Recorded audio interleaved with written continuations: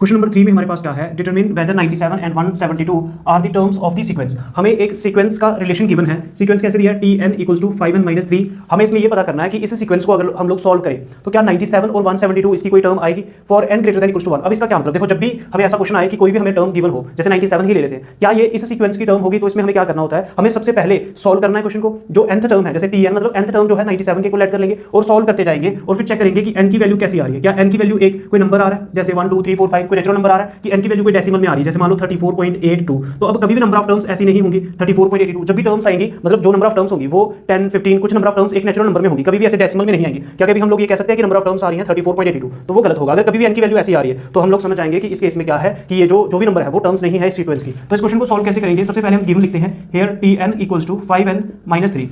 अब हमें यहाँ पे क्या गिवन है, tn किसके इक्वल है, सीक्वेंस क्या गिवन है, tn equals to 5n minus 3। अब हमें चेक करना है कि क्या इसमें 97 जो है इस सीक्वेंस की टर्म है। तो इसके लिए हम क्या करेंगे, लेट कर लेंगे, let nth term of sequence is 97।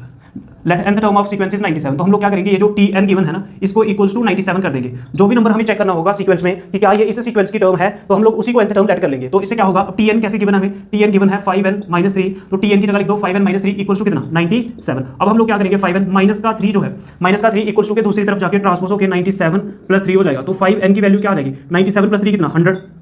तो n कितना आ रहा है 100, तो मल्टीप्लाई का 5 डिवाइड में आता है, तो 5 2 10 है ना, 5 2 10 और 0, तो n आ रहा है 20। तो मतलब नंबर ऑफ टर्म्स जो है वो 20 हो सकती है, नंबर ऑफ टर्म्स 20 हो सकती है। इसका मतलब ये जो 97 है वो इस सीक्वेंस में कहीं ना कहीं आएगा, ठीक है, मतलब नंबर ऑफ टर्म्स 20 हो सकती है। तो हम लोग क्या लिखेंगे, जो ये पूछ रहा था कि क्या 97 टर्म होगी इस सीक्वेंस की, तो हम लिखेंगे yes 97 is the term of given sequence. जो हमें सीक्वेंस गिवन है उसकी 97 टर्म तो है, ठीक है, और दैट इज कौन सी टर्म है, वो t20, मतलब जो 20th टर्म होगी ना वो 97 होगी। अब सेम इसी तरह से अगर हमें चेक करना है कि क्या 172 इस सीक्वेंस की टर्म होगी, ठीक है, तो हम लोग क्या करेंगे फॉर दिस, और फिर से अब हम लोग लेट कर लेंगे, लेट जो भी नंबर चेक करना है ना उसको nth टर्म लेट कर लेना, let nth term of sequence is 172।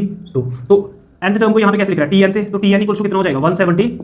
अब tn क्या गिवन है, tn मतलब tn का क्या रिलेशन है, 5n माइनस 3 इक्वल्स टू 172। तो 5n इक्वल्स टू 172 माइनस का 3 ट्रांसपोज ओके प्लस का 3, और 5n इक्वल्स टू 172 प्लस 3 कितना बोलो 175। अब यहाँ से मल्टीप्लाई में 5 आ रहा है तो डिवाइड में आ जाएगा, n के साथ 5 मल्टीप्लाई में है तो दूसरी तरफ जाके 175 के डिवाइड में 5 आ जाएगा। तो n कितना 5 3 15, ये 17 था, मतलब 2 बचा 5 25, 5 5 से 25, n कितना आ रहा है 35, ठीक है, n 35 आ रहा है। और अगर n 35 आ रहा है तो मतलब नंबर ऑफ टर्म्स कितनी हो सकती है 35 आई। जब भी n ऐसे एक नेचुरल नंबर आएगा ना तो हम कहेंगे कि ये टर्म होगी। तो फिर से लिख देंगे yes 172 is the term of given sequence. जो हमें सीक्वेंस गिवन है 192 उसकी टर्म होगी, दैट इज कौन सी टर्म, t n कितना आया, n आया 35, मतलब जो 35th टर्म होगी वो 172 होगी।